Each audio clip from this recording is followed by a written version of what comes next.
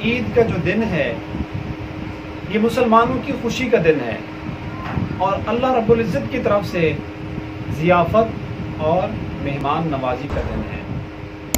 عید والے دن اللہ رب العزت اپنے ان بندوں کو جنہوں نے اللہ کی مزدوری کی پورا مہینہ، اللہ رب العزت اپنی شایان شان اپنے ان مزدوروں کو مزدوری عطا کرتے ہیں، اور مزدوری کیا ہوتی ہے کہ اللہ ان کے گناہ معاف کر دیتے ہیں اور ان کو جنت کا داخلہ دے دیتے ہیں۔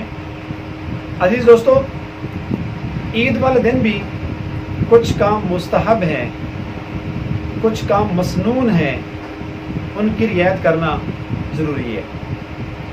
پہلا عمل جو عید کے دن کا ہے وہ یہ ہے کہ عید والے دن صبح جلدی اٹھنے کا اہتمام کریں، اور جلدی اٹھنا تبھی ہوگا کہ جب ہم چاند رات کو، عید کی رات کو جلدی سو جائیں گے۔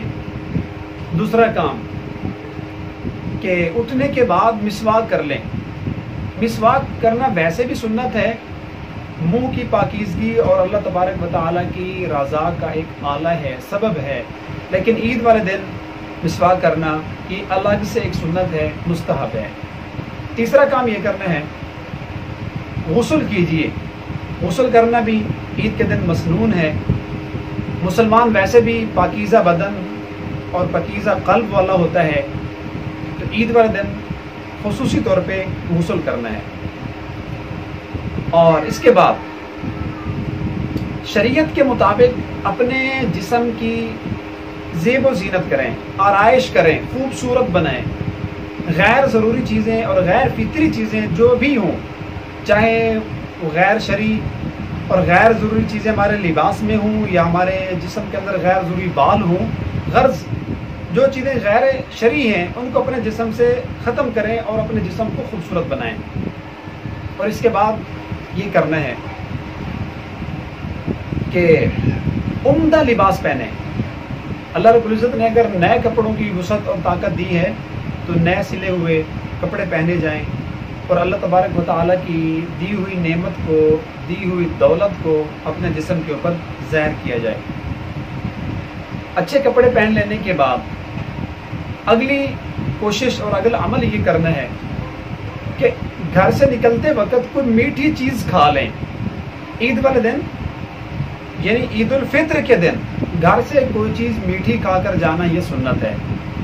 عید الاضحیٰ کا اگر دن ہو تو اپنے کھانے کی ابتدا اور آغاز عید کے گوشت سے کرنا یہ سنت ہے، لیکن عید الفطر والے دن پہلے سے ہی، عید نماز سے پہلے ہی کوئی میٹھی چیز گھر سے کھا کر جانا یہ مستحب عمل ہے۔ اور بھی کوئی چیز مہیا نہ ہو تو کم سے کم کھجور تو ہوتی ہے ہر گھر میں، کھجور کا اہتمام کر لیں، کھجور کھا کر، میٹھی چیز کھا کر عید نماز کے لیے آئیے۔ اس کے بعد عید نماز کے لیے آنا ہے تو کوشش کریں سب سے پہلے عیدگاہ میں پہنچیں، اول وقت میں پہنچیں، جلدی جلدی پہنچ جائیں۔ سال کے بعد ایک دفعہ یہ نماز ہوتی ہے، اور ہمارا طرز عمل یہ ہوتا ہے کہ ہم بھاگتے ہیں آخری ٹائم میں، جی فلاں مسجد میں ہوگی، اچھا تو سنا ہے 7:30 فلاں مسجد میں، پھر سپیڈ لگائی، بھاگے بھاگے وہاں گئے پتہ چلا وہاں بھی ہوگی، اچھا جی فلاں مسجد میں سنا 8 بجے ہے، وہاں زور لگایا، موٹر سائیکل بگائے، گاڑیاں بگائیں، وہاں گئے وہاں بھی ہوگی۔ دیکھیں یہ اللہ تبارک و تعالیٰ کی اس مقدس اور محترم عبادت کے ساتھ کتنی ہم بے سلوکی کر رہے ہیں، کتنی اس کی ہم ناقدری کر رہے ہیں۔ تو یہ عمل بھی مستحب ہے کہ عیدگاہ میں سب سے پہلے پہنچیں، اور نماز پڑھنے کے لیے کوشش کریں کہ عیدگاہ میں پڑھیں۔ یہ جو اجتماعی عبادات ہیں، عید الاضحیٰ، عید الفطر، ان میں مستحب یہ ہے کہ ان کو عیدگاہ میں، ایک بڑے میدان میں یا عیدگاہ میں ادا کرنے کی کوشش کریں، اس میں فضیلت زیادہ ہے، ورنہ شہر کی مسجد میں بھی آپ عید نماز ہو جائے گی۔ اس کے بعد جب عید نماز کے لیے آپ لوگ آ رہے ہوں تو راستے کے اندر تکبیرات پڑھتے آئیں۔ اگر عید الاضحیٰ ہے تو پھر یہ جو تکبیرات ہوتی ہیں، اللہ اکبر، لا الہ الا اللہ، اللہ اکبر وللہ الحمد، ان کو اونچی آواز سے پڑھیں۔ اور اگر عید الفطر ہے تو تکبیرات پڑھنی ہے لیکن ذرا آہستہ آواز میں پڑھنا ہے۔ اگلا کام کہ عید والے دن عید نماز سے پہلے گھر میں یا مسجد میں یا عیدگاہ میں کوئی نفل نماز نہیں پڑھ سکتے عید نماز سے پہلے۔ خلاف سنت ہے، اس پر ثواب نہیں بلکہ گناہ ملے گا۔ اور عید والے دن اشراق کی نماز وہی عید کی ہی نماز ہوتی ہے، البتہ عورتیں گھر کے اندر نفل پڑھ سکتی ہیں چونکہ ان کے اوپر عید نماز واجب نہیں ہے۔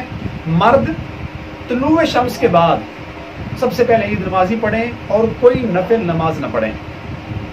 اس کے بعد اگلا عمل یہ ہے کہ جب عید نماز پڑھ لیں تو جس راستے سے آئے تھے اب کوشش کریں اگر دوسرا راستہ مہیا ہے تو واپسی دوسرے راستے سے آئیں، یہ بھی ایک مستحب عمل ہے۔ تو یہ جو عید کے دن کے اعمال ہیں اگرچہ یہ فرض واجب تو نہیں ہے لیکن حضور علیہ السلام کی سنتیں ہیں، اور آپ علیہ السلام نے فرمایا جس کسی شخص نے میری ایک سنت کو زندہ کر دیا تو ایسا ہے گویا کہ اس نے 100 شہیدوں کا رتبہ پا لیا، اس کو 100 شہیدوں کا ثواب مل جائے گا۔ تو عید کے دن ہم نے اللہ سے اجر لینے کے لیے، اس کی برکتیں رحمتیں لینے کے لیے آنا ہے، تو ساتھ ساتھ ان مسنون اعمال کا بھی ہم نے خیال رکھنا ہے۔